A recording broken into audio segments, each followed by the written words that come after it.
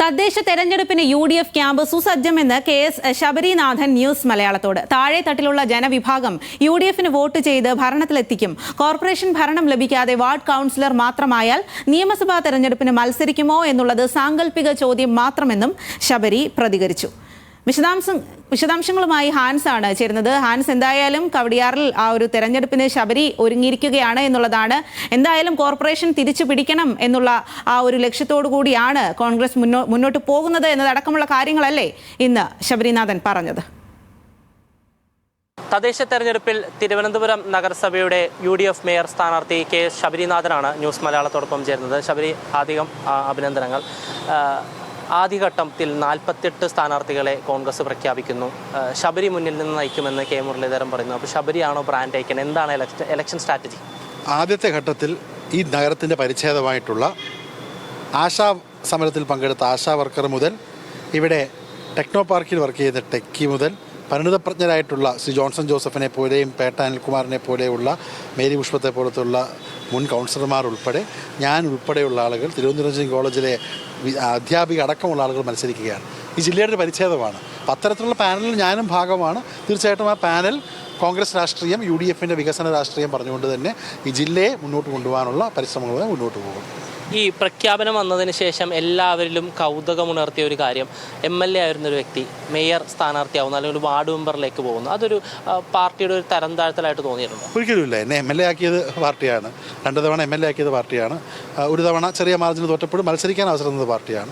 എന്നെ youth Congress vice president ആക്കിയത് പാർട്ടിയാണ്. എന്നെ KPC ജനറൽ സെക്രട്ടറി ആക്കിയത് പാർട്ടിയാണ്. ബോംബെയിൽ ജോലി ചെയ്തുകൊണ്ടിരുന്ന് ഡൽഹിയിലേക്ക് ഫ്ലൈറ്റ് പോകാനിരുന്ന ആളെ ഇവിടെ ഉമ്മൻചാണ്ടി സാറും രമേശ് ജിയും സുധീര സാറും ഫോൺ വിളിച്ച് തിരികെ വന്ന ഒരാളാണ്. അന്ന് വരാനുള്ള കാരണം ഈ പാർട്ടിയോടുള്ള അതിയായിട്ടുള്ള കമ്മിറ്റ്മെൻറ്റും തിരുവനന്തപുരത്തോടുള്ള ഒരു വികാരവുമാണ്. ഈ നാടിന് വേണ്ടി ഇതിനെ ചെയ്യണം എന്നുള്ള ആഗ്രഹമാണ്. കേരളത്തിന് വേണ്ടി ഇതിനെ ചെയ്യണം എന്നുള്ള ആഗ്രഹമാണ്. അപ്പോൾ ഇപ്പോൾ അതിൻ്റെ ഭാഗമായി എൻ്റെ നാടിന് വേണ്ടി ചെയ്യുവാൻ പാർട്ടി ഒരു പൊസിഷൻ തരുമ്പോൾ അത് സന്തോഷത്തോടെ ഞാൻ പറയുകയാണ്. പല ആളുകളും പറയുന്നവരെ വെരി എക്സൈറ്റഡ്.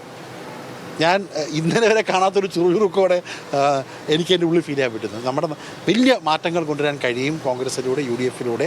ജയിക്കൽ എപ്പോഴും നമ്മുടെ ലക്ഷ്യം തന്നെയാണ്. അപ്പോൾ അതിനോടപ്പുറം ശോഷണം നിർത്തുക, അല്ലെങ്കിൽ അത് നിർത്തലാക്കുക എന്നൊരു ലക്ഷ്യമാണ്. അത് തീർച്ചയായിട്ടും ഉണ്ട്. കഴിഞ്ഞ തവണത്തെ UDF 10 സീറ്റിലേക്ക് ചുരുങ്ങിയത് അതൊരു ജനഹിതമല്ല. അത് കോൺഗ്രസിൻ്റെ ചില പ്രശ്നങ്ങൾ കാരണം കോൺഗ്രസിനെ സ്നേഹിക്കുന്ന ആളുകൾ ഉൾപ്പെടെ ഒരു ചെറിയ ഒരു കൊട്ട് കോൺഗ്രസിന് കൊടുത്തതാണ്. ഒരു വടിയെടുത്ത് നമ്മളെ അടിച്ചതാണ്. കാരണം അവർ നോക്കുമ്പം പലയിടത്തും 1-2 കോൺഗ്രസ്സുകാർ മത്സരിക്കുകയാണ്. അപ്പം അന്ന് ജനങ്ങൾ നമുക്ക് നൽകിയ ആ ഒരു ചെറിയ പ്രഹരത്തിൽ നിന്ന് കോൺഗ്രസ്സുകാർ പഠിച്ചു. കോൺഗ്രസ്സുകാർ സാഷ്ടാംഗം വീണ് നന്നായി നല്ല കുട്ടികളായി ജനങ്ങളുടെ മുന്നിൽ എത്തിയിരിക്കുകയാണ്.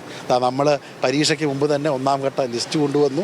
ഇവിടെ ഇലക്ഷൻ പ്രഖ്യാപിക്കുന്നതിന് മുമ്പ് തന്നെ പര്യടനം ഇന്ന് ആരംഭിക്കുകയാണ്. അപ്പോൾ നന്നായ UDFനെ കോൺഗ്രസിനെ നിങ്ങൾ കാണുന്നത്. അതുകൊണ്ട് ജനങ്ങൾക്കൊരു വിശ്വാസമുണ്ട്. ഞാൻ പറഞ്ഞതുപോലെ തന്നെ കോൺഗ്രസിനെ എപ്പോഴും വിജയിപ്പിക്കുന്നത് സാധാരണ വീട്ടിലിരിക്കുന്ന ആളുകളാണ്. ഇപ്പോൾ ഇടതുപക്ഷത്തിന് BJPക്കും അവരുടെ പാർട്ടി സംവിധാനം ഒരു സംഘടിത പാർട്ടി ആയതുകൊണ്ട് മുദ്രാവാക്യം വിളിക്കാനും സോഷ്യൽ മീഡിയ ചീത്ത വിളിക്കാനും ബഹളം ഉണ്ടാക്കാനും യോഗത്തിന് പോകാനൊക്കെ ആളുകൾ കാണും. പക്ഷേ കോൺഗ്രസിന് അങ്ങനെ ആളുകളോടൊപ്പം നിശബ്ദമായിട്ട് വീട്ടിലിരിക്കുന്ന ആളുകളുണ്ട്, വീട്ടിലിരിക്കുന്ന വനിതകളുണ്ട്, നിശബ്ദമായ അഭിപ്രായം പറയാതെ കണ്ടുകൊണ്ടിരിക്കുന്ന ആളുകളുണ്ട്. അതാണ് ഈ തരുൺമൂർത്തി പറഞ്ഞ പോലെ കോൺഗ്രസിൻ്റെ സ്ലീപ്പർ സെല്ലുകൾ. ആ സ്ലീപ്പർ സെല്ലുകൾ ഇത്തവണ കോൺഗ്രസിനെയും UDFിനെയും തിരുവനന്തപുരത്ത് വിജയിപ്പിക്കും. എന്തായാലും UDF ക്യാമ്പ് പൂർണ്ണ ആത്മവിശ്വാസത്തിലാണ്. ആദ്യഘട്ട നടപടികൾ, അല്ലെങ്കിൽ ഒരു പടി മുന്നോട്ട് കടന്നു എന്ന് തന്നെയാണ് ഇപ്പോൾ KS ശബരിനാഥനും വ്യക്തമാക്കുന്നത്. എന്തായാലും നമുക്ക് കണ്ടറിഞ്ഞ് കാണാം. ഒരു ശക്തമായ മത്സരം തന്നെ ഉണ്ടാവട്ടെ. തിരുവനന്തപുരത്തുനിന്നും ക്യാമറമാൻ JB ജ്യോതിഷിനോടൊപ്പം ഹാൻസ് ജോൺ, ന്യൂസ് മലയാളം.